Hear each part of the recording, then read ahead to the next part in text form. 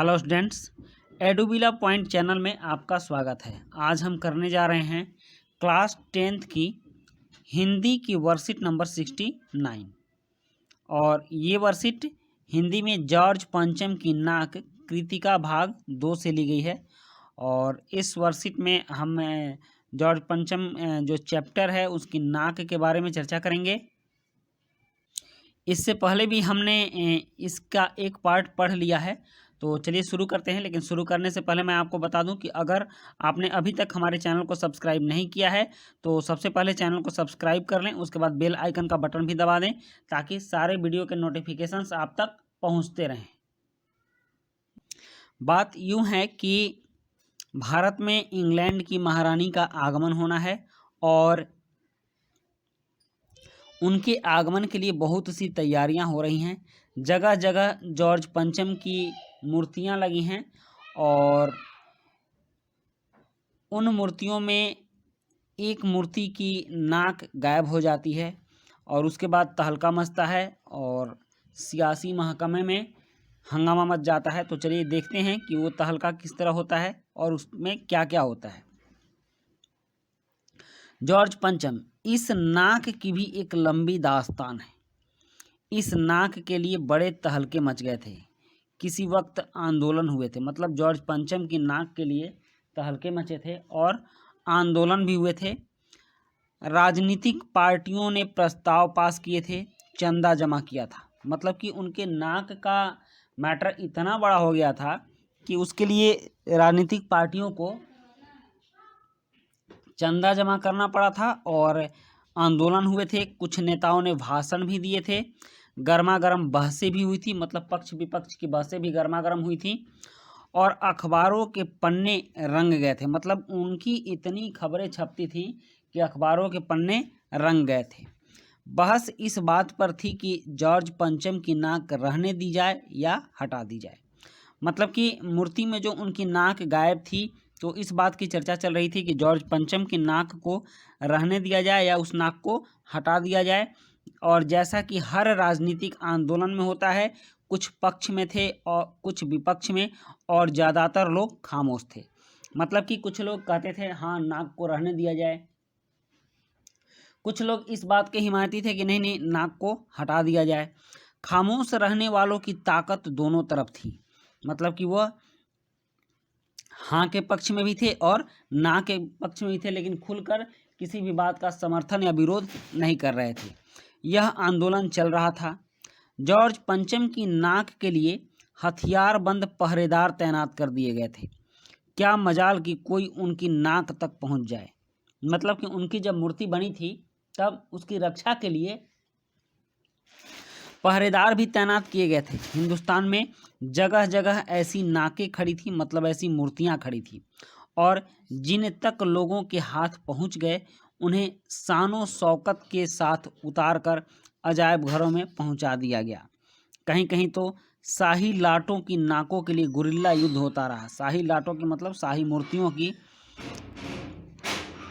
उसी जमाने में यह हादसा हुआ। इंडिया गेट के सामने वाली जॉर्ज पंचम की लाट की नाक एकाएक गायब हो गई। मतलब कि इंडिया गेट के सामने जो जॉर्ज पंचम की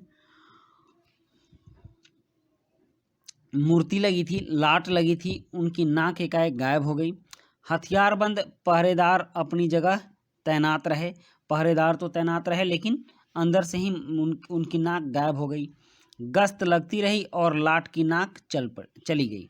मतलब कि तैयारी तो थी, लोग वहाँ बचाने वाले भी थे, रखवारे भी थे, लेकिन फिर भी उनकी नाक जो है वो चली गई, नाक बच ना पाई।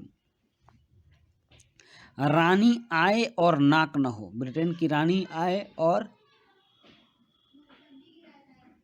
जॉर्ज पंचम की नाक न हो, एकाएक परेशानी बढ़ी, बड़ी सरगर्मी शुरू हुई। अब यहाँ देश के नाक कटने वाली बात थी। अब यहाँ भारत के आन पर बन पड़ी थी, भारत के शान पर बन पड़ी थी। देश के खैरख्वाहों की एक मीटिंग बुलाई गई और मसला पेश किया गया कि क्या किया जाए, आखिर हो क्या। जॉर्ज पंचम की जब नाक कट गई है और तुरंत महारानी का दौरा होने वाला है। इस स्थिति में अब क्या किया जाए? वहाँ सभी सहमत थे कि अगर यह नाक रही नहीं है तो हमारी भी नाक नहीं रह जाएगी। मतलब कि उस मूर्ति में अगर नाक नहीं रहेगी तो हमारी इज्जत भी नहीं रहेगी, हमारी इज्जत का मटिया मेट होना तय है।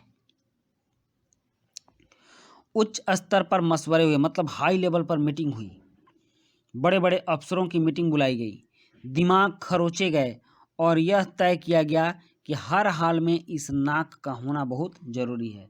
लंबी मीटिंग और बहसों के बाद इसका निर्णय हुआ कि जॉर्ज पंचम की नाक रहनी जरूरी है।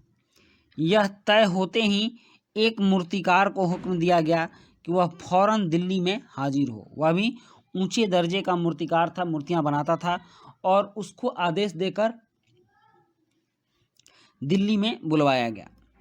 मूर्तिकार यूँ तो कलाकार था पर जरा पैसे से लाचार था।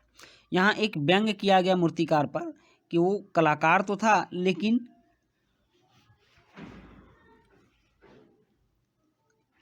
पैसे उसके प्राथमिकता थे, वह बिना पैसों के कोई काम नहीं करता था।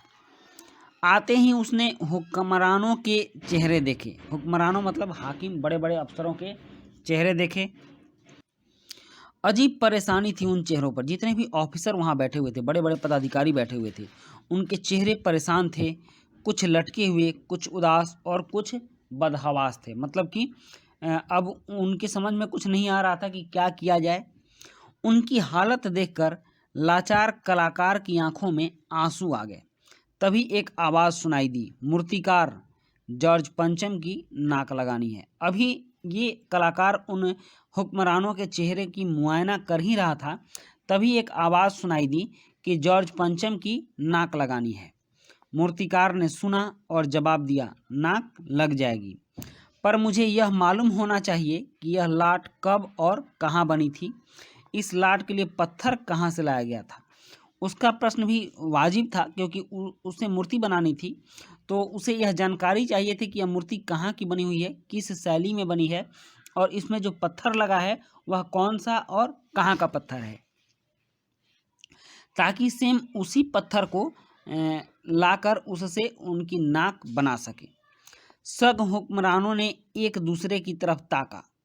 एक की नज़र ने दूसरे से कहा कि यह बताने की जिम्मेदारी तुम्हारी है। मतलब किसी को यह पता नहीं था कि वह मूर्ति कहाँ बनी थी, किसने बनाई थी, इसलिए सबने अपनी अपनी जिम्मेदारी अपने से कनिष्ठ अफसरों पर, अपने से नीचे के अफसरों पर डाल दी।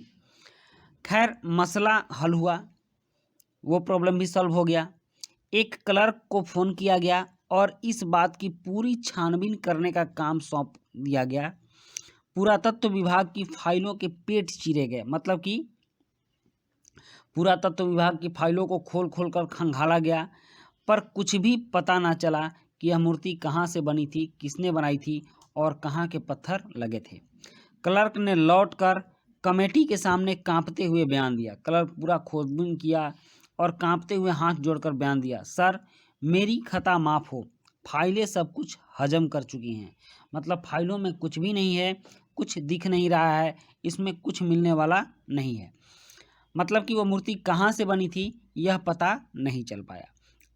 अब आगे के वर्कशीट में हमें पता चलेगा कि वह मूर्ति कहाँ से बनी थी, उसकी नाक लगी या न लगी, आगे क्या हुआ, यह बात भी हम लोग आगे देखेंगे। तब तक यहाँ कुछ शब्दार्थ है, जैसे लाटो। लाटो का मतलब खंभा या मूर्ति होता है। खैर ख्वाह मतलब भलाई चाहने वाले। हुक्कामो मतलब शासक वर्ग। हाकिम से हुक्काम बना है। ताका मतलब देखा और मसला मतलब समस्या। तो ये कुछ नए शब्द थे। अब इसमें कुछ प्रश्न दिए गए हैं और प्रश्न है, दिए गए गद्यांश को पढ़कर पूछे गए प्रश्नों के उत्तर लिखिए। जैसे कि क्या आंदोलन चल रहा था और क्यों। प्रश्न 2 है, मूर्तिकार को क्यों बुलाया गया। और प्रश्न 3 है, कलाकार किसे कहा गया और उसकी आंखों में आंसू क्यों आ गए। प्रश्न 4 है, लाट के बारे में पता करने के लिए फाइलों के पेट चीरे गए, पर फाइलें सब कुछ हजम कर चुकी हैं। यहाँ फाइलों के पेट चीरने और उनके सब कुछ हजम करने से आप क्या समझते हैं। इसके बाद यहाँ प्रश्न 5 है, ये गतिविधि है। आपने ऐसे कई मुहावरे या व्यंग्यात्मक बातें सुनी या पढ़ी होंगी जिनमें नाक शब्द प्रयुक्त होता है। ऐसे कोई 7 मुहावरे लिखकर उनका एक एक वाक्य भी लिखिए। उसके बाद अंत में कोविड के संदर्भ में उचित व्यवहार संबंधी संदेश है। कोविड-19 के विरुद्ध लड़ाई में सुरक्षित रहने के लिए मास्क पहने। तो बच्चों ये थी हमारी आज की वर्कशीट। अब इसके कुछ प्रश्न हैं, उन प्रश्नों के उत्तर भी हम लिख लेते हैं। पहला प्रश्न है यहाँ पर, क्या आंदोलन चल रहा था और क्यों? तो इसका उत्तर है महारानी एलिजाबेथ के भारत भ्रमण से पहले जॉर्ज पंचम की मूर्ति की नाक गायब हो गई थी। उसी के लिए पूरे देश में आंदोलन चल रहा था। नाक कैसे लगाई जाए या ना लगाई जाए। उसके बाद प्रश्न 2 है, मूर्तिकार को क्यों बुलाया गया? तो इसका उत्तर है जॉर्ज पंचम की मूर्ति की गायब नाक को फिर से लगाने के लिए मूर्तिकार को बुलाया गया था। नेक्स्ट है प्रश्न 3, कलाकार किसे कहा गया है और उसकी आंखों में आंसू क्यों आ गए? तो इसका उत्तर है मूर्तिकार को कलाकार कहा गया है। जब मूर्तिकार ने हुक्मरानों के उदास और लटके हुए चेहरे देखे तो उसकी आंखों में आंसू आ गए। नेक्स्ट है प्रश्न 4, लाट के बारे में पता करने के लिए फाइलों के पेट चीरे गए, चलेगा नहीं, चीरे गए। यहाँ आप चीरे गए लिखिएगा, पेट चीरे गए पर फाइलें सब कुछ हजम कर चुकी थी। यहाँ फाइलों के पेट में और उनके सब कुछ हजम करने से आप क्या समझते हैं? तो इसका उत्तर है यहाँ फाइलों के पेट चीरने का मतलब फाइलों को खोलकर देखना है और हजम करने का मतलब किसी फाइल में से कुछ ना मिलना, सारी फाइलें देखने के बावजूद भी कुछ प्राप्त नहीं हुआ। उसके बाद है प्रश्न 5 और प्रश्न 5 है गतिविधि है। आपने कई ऐसे मुहावरे या व्यंग्यात्मक बातें सुनी या पढ़ी होंगी जिसमें नाक शब्द प्रयुक्त होता है। ऐसे कोई 7 मुहावरे लिखकर उनका एक एक वाक्य भी लिखिए। जैसे उत्तर है नाक काटना मतलब बदनाम करना। राजू ने अपने परिवार की नाक काट दी। नाकों में दम करना, परेशान करना। इस बच्चे ने मेरी नाक में दम कर दिया है। नाक कट जाना मतलब प्रतिष्ठा खराब होना। परीक्षा में फेल होने से मोहन की नाक कट गई। नाक का बाल होना, अधिक प्यारा होना। राजू अपने पिता के नाक का बाल है। नाक रगड़ना, किसी के सामने गिड़गिड़ाना। रामू अपने मालिक के सामने पैसों के लिए नाक रगड़ रहा था। नाको चने चबाना, बहुत तंग करना। वीर कुंवर सिंह ने अंग्रेजों को नाको चने चबवा दिए। नाक पर गुस्सा, तुरंत क्रोध आना। मैथ वाले सर के नाक पर गुस्सा रहता है। तो इस तरह से हमने ये 7 मुहावरे देखे और उससे वाक्य भी बनाए और आपकी वर्कशीट भी कंप्लीट होती है। तो मिलते हैं नेक्स्ट वर्कशीट में। Thank you.